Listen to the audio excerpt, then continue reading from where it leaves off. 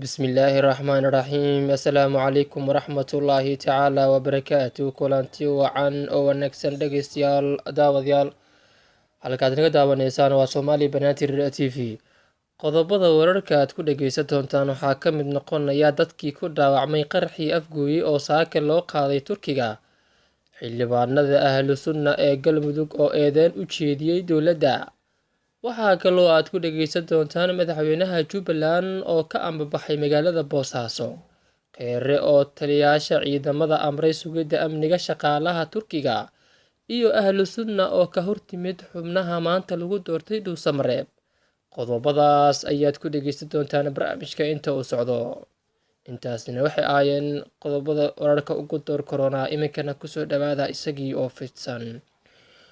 Sidaad warka ku maqleyseen, waxaa saakay garoonka diyaaradaha aadan cadde ee magaalada Muqdisho soo gaaray diyaarad ka timid dalka Turkiga taas oo qaaday dhaawacyada shaqaalihii Turkiga ee ku dhaawacmay qaraxii ismidaaminta ah ee dhowaan ka dhacay meel u dhow degmada Afgooye, Shabeellada Hoose. Tirada dhaawacyada ayaa waxa ay gaarayaan 6, kuwaas oo maalmihii dambe xaaladooda caafimaad lagu banaanbixinayay isbitaalka Erdogan Ex-Digfaar ee magaalada Muqdisho. Wararka ayaa intaasi waxa ay ku darayaan in qaar ka mid ah ay yihiin ciidamada dowladda Soomaaliya. 18-kii bishaan ayaa qarax ismidaamin ah waxaa lagula beegsaday bar kontarool oo ku taala degmada Afgooye shaqaalaha Turkiga ee u shaqeynayay shirkadda dhisaysa wadada xiriirisa Muqdisho iyo Afgooye.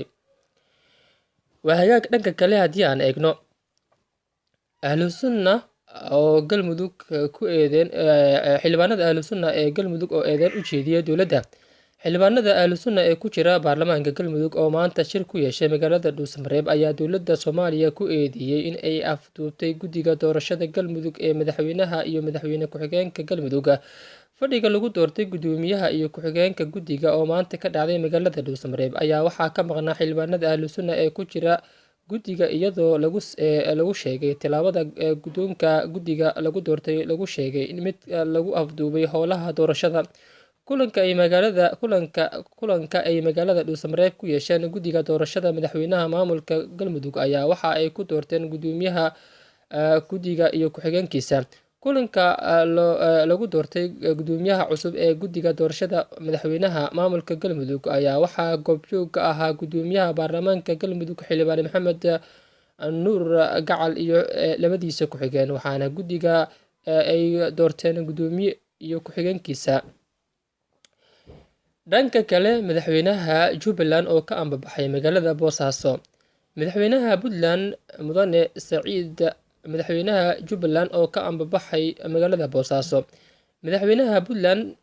Mudane Siciid Cabdilaahi Dani ayaa maanta garoonka dayuuradaha ee Boosaaso ka sagootiyay madaxweynaha Jubbaland Axmed Maxamed Islaam iyo wafdi uu hogaaminayay oo maalmihii ugu dambeysay booqasho ku joogay magaaladaasi.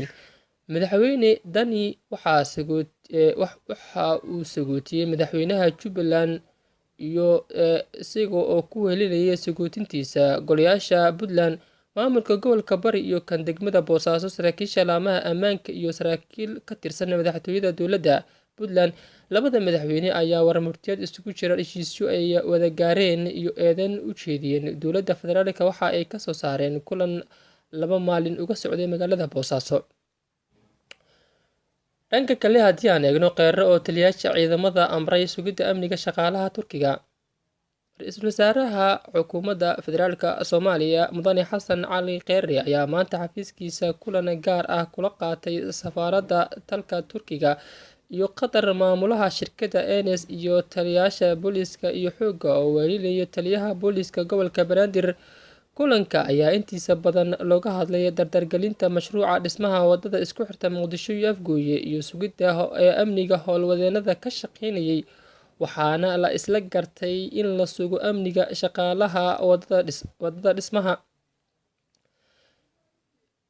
Ra-iisul wasaare Xasan Cali Kheyre ayaa faray taliyayaasha ciidanka ee kulanka ka qayb galay in ay la yimaadaan hanaanka ugu habboon ee lagu xaqiijinayo ammaanka si howlwadeennadu ay si dhaqsi ah ugu soo gabagabeeyaan dhismaha wadada oo muhiim u ah isu socodka bulshada, horumarinta ganacsiga iyo kobcinta dhaqaalaha. safiirada Turkiga iyo Qatar ayaa ra'iisul wasaaraha ku bogaadiyay dadaalkii ku aadanaa badqabka howlwadeennada shaqada ku jira iyo ka miro dhalinta mashruuca dhismaha wadada Muqdisho Afgooye, kaas oo qayb ka qaadanaya gaaritaanka himilooyinka ummadda Soomaaliyeed ee dhanka horumarka iyo dib u dhiska dalka. Sanduuqa Horumarinta Qatar ayaa maalgeliyay mashruuca dhismaha wadada Muqdisho Afgooye oo dhismihiisa ay fulinayso shirkadda ENS oo laga leeyahay dalka Turkiga.